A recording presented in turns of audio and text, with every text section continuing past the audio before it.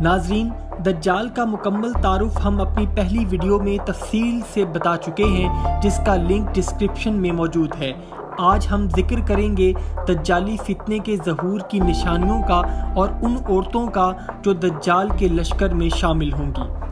سیدنا حضرت ابو ہریرہ سے روایت ہے کہ حضرت محمد صلی اللہ علیہ وآلہ وسلم نے فرمایا کہ قیامت اس وقت تک قائم نہیں ہوگی جب تک 30 کے قریب جھوٹے نبی پیدا ہو کر جھوٹی نبوت کا اعلان نہیں کریں گے، اور انتہائی کمزور ایمان رکھنے والے لوگ ان لوگوں کی پیروی نہیں کریں گے۔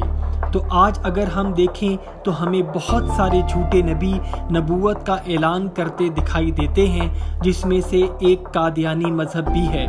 اور آپ اگر اپنے ارد گرد معلومات اکٹھی کریں تو آپ کو جھوٹے نبیوں کی فیکٹریاں نظر آئیں گی، جو اس گمان میں ہیں کہ وہ اللہ کے رسول ہیں۔ ان میں سے کچھ کی تصاویر اور نام ہم آپ سے شیئر کر رہے ہیں۔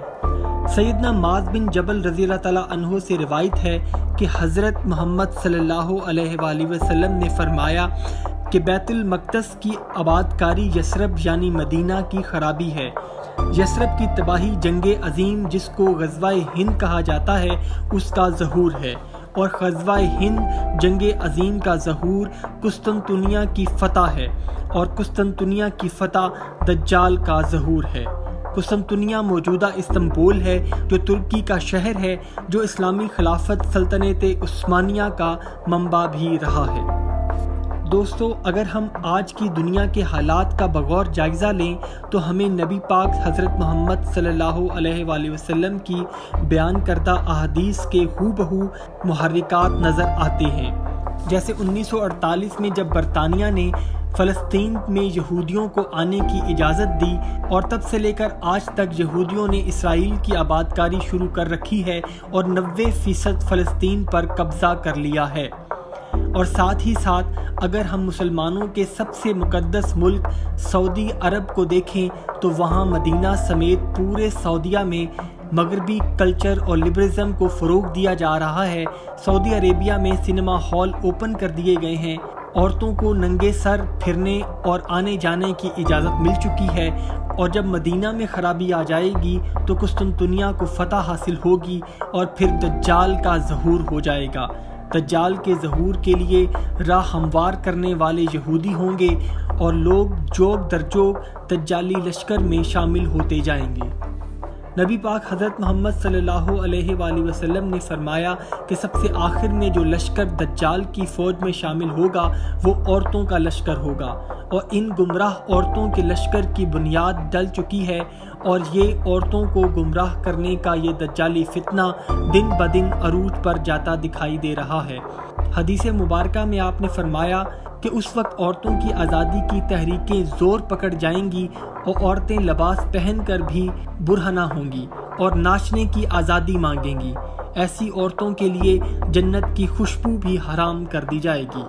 آج ماڈرن تہذیب، لبرلزم اور فیمنزم اور عورتوں کے حقوق کے نام پر عورتوں میں آزاد خیالی کو بڑھاوا دیا جا رہا ہے، اور می ٹو، میرا جسم میری مرضی، وومن پاور کے نام کی تحریک دے کر عورتوں کو سڑکوں پر لایا جا رہا ہے، اور دجالی میڈیا اس برین واشنگ میں سب سے مین کردار ادا کر رہا ہے، اور عورتوں میں ایسی سوچ کو بڑھاوا دیا جا رہا ہے کہ عورتیں حجاب کو بوسیدہ اور پرانی سوچ تصور کرنے لگی ہیں، یعنی ان کے دماغ میں یہ بات ڈال دی گئی ہے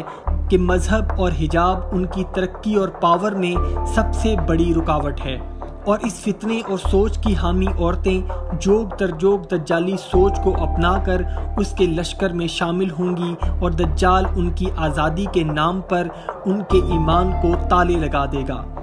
اگر دیکھا جائے تو انسان اپنی قیمتی چیز کو ہی چھپا کر اور ڈھانپ کر رکھتا ہے، اور چیز قیمتی نہ ہو، وہ سڑک پر بھی پڑی رہے تو وہ کسی کو فرق نہیں پڑتا۔ حقیقت یہی ہے کہ عورت کی اصل طاقت اس کی حیا اور حجاب ہے، اور اسی طاقت کو دجالی فتنہ کمزور کرنے کی کوشش کر رہا ہے، جس کے بہکاوے میں آ کر عورتیں حقوق کے نام پر سڑکوں پر نکل آتی ہیں، اور میرا جسم میری مرضی کی تحریک ان کو آزادی دلانے کا سرٹیفکیٹ لگنے لگتی ہے۔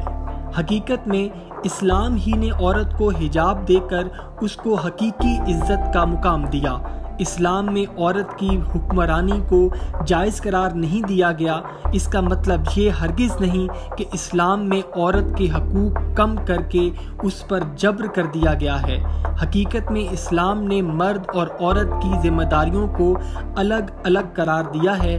عورت کی ذمہ داریوں میں گھر کے معاملات کو سنبھالنا اور اولاد کو پیدا کر کے ان کی صحیح پرورش کرنا ہے، اور اس لیے کہا جاتا ہے کہ بیٹی کی اچھی پرورش پوری نسل کی اچھی پرورش کہلاتی ہے، کیونکہ عورت نے ہی اولاد کی پرورش کی ذمہ داری کو نبھانا ہوتا ہے، اور مرد کا کام ان کے رزق کا بندوبست کرنا، ان کی کفالت کرنا اور ان کی ضروریات کی تکمیل کرنا ہے۔ مرد اور عورت مل کر ایک مکمل گھر بناتے ہیں، لیکن جب عورتیں گھر سے نکل کر مردوں کے برابر کام کریں گی تو فیملی سسٹم میں بگاڑ آنا شروع ہو جائے گا، اور یہ عورتیں کیریئر میں پیسہ بھی کما لیتی ہیں، لیکن جب بات بچہ پیدا کرنے اور اس کی ذمہ داری لینے کی آتی ہے تو دونوں میاں بیوی کے درمیان بچے کی پیدائش میں تاخیر کرنے کا سمجھوتا ہو جاتا ہے، اور دونوں میاں بیوی کئی سال تک بچے کی پیدائش پر غور نہیں کرتے۔ اور مغرب میں تو زیادہ تر لوگ ٹیسٹ ٹیوب بیبی کو ترجیح دیتے ہیں کہ پیسے کی بنیاد پر اپنے خاوند کا سپرم آرٹیفیشل طریقے سے کسی غریب عورت کے ایگ میں ٹرانسفر کر دیا جائے اور بچہ حاصل کر لیا جائے، اور بچے کی پیدائش کے بعد اس عورت کو ایک اچھی رقم اس کے عوض دے دی جاتی ہے، اور ایسا عمل بھی قیامت کی نشانیوں میں سے ایک نشانی ہے۔ حضرت محمد صلی اللہ علیہ وآلہ وسلم نے فرمایا کہ قیامت اس وقت تک قائم نہیں ہوگی جب لونڈیاں اپنے مالکوں کو جنم دیں گی، اور اگر دیکھا جائے تو یہ وہی دور ہے کہ جب پیسوں کے عوض مجبور عورتوں کو غلامی کسی کیفیت میں رکھ کر ایگریمنٹ کر کے بچے پیدا کروائے جا رہے ہیں، اور سعودی عرب میں اب لبرلزم اور ترقی کو بنیاد بنا کر عورتوں کی آزادی کو ویلکم کیا جا رہا ہے۔ سنیما ہال اوپن ہو چکے ہیں، سعودی عربیہ میں میوزک کنسرٹ ہو رہے ہیں، اور خواتین بغیر کسی حجاب کی بندش کے اپنی مرضی کے کپڑے پہن کر مالز میں فیشن کرتی اور گھومتی دکھائی دے رہی ہیں۔ یہی وہ خرابی ہے جس کا ذکر نبی پاک صلی اللہ علیہ وآلہ وسلم نے اپنی احادیث میں کیا تھا، اور یہ بھی قیامت کی نشانیوں میں سے ایک نشانی ہے۔ اور آرٹیفیشل انٹیلیجنس کا پہلا حقیقی زندگی کے قریب بنایا گیا روبوٹ صوفیہ، اس کو سعودی عرب نے ہی شہریت دی ہے، حالانکہ سعودی عرب کسی غیر عرب کو شہریت نہیں دیتا۔ یہ سب دجالی فتنے کی کڑیاں ہیں، جس میں اب مسلمانوں کا سب سے مقدس ملک سعودی عربیہ بھی آ چکا ہے۔ حقیقت میں دجالی فتنہ اسی چیز کا نام ہے کہ اس تبلیغ اور کام کی نفی کر دی جائے جس کو اللہ اور اس کے بھیجے گئے رسول ہزاروں سال سے اپنی امت کو تلقین کرتے آئے ہیں۔ ماڈرن کلچر میں یہ بات سننے کو بہت اچھی لگتی ہے کہ مرد اور عورت میں کوئی فرق نہیں، اور اگر کوئی شخص دین سے ثابت کر کے اس بات کو چیلنج کرتا ہے تو اس پر ایکسٹریمسٹ ہونے کا الزام لگا دیا جاتا ہے۔ اور عورتوں کی آزادی اور برابری کی تحریک سے متاثر ہو کر پاکستان میں بھی خواتین اپنے گھروں سے نکل کر سڑکوں پر اپنا مقام اور عزت جو ان کو اسلام نے دی ہے وہ کھو رہی ہیں، جس سے فیملی سسٹم میں خرابی پیدا ہو رہی ہے اور گھر ٹوٹ رہے ہیں، اور مرد اور عورت کے درمیان طلاق عام بات ہو چکی ہے، اور یہی اس دجالی فتنے کا مقصد ہے، کیونکہ طلاق کروانا شیطان کی نظر میں سب سے بڑا اور اچھا کام ہے۔ نبی پاک حضرت محمد صلی اللہ علیہ وآلہ وسلم نے فرمایا کہ قیامت سے پہلے ایک وقت ایسا بھی آئے گا کہ مردوں کی تعداد عورتوں کے مقابلے میں انتہائی کم رہ جائے گی، اتنی کم کہ ایک مرد کے مقابلے میں 50 عورتیں، اور یہی عورتیں آگے جا کر دجالی فتنے کا شکار ہو کر دجال کی طاقت بن جائیں گی۔ اور آخر میں بات کرتے ہیں کہ دجال کا خاتمہ کب اور کیسے ہوگا۔ تو دوستو، دجال دنیا میں 40 دن حکومت کرے گا، اور اس کے بعد حضرت عیسیٰ علیہ السلام ابن مریم کے ہاتھوں قتل ہوگا۔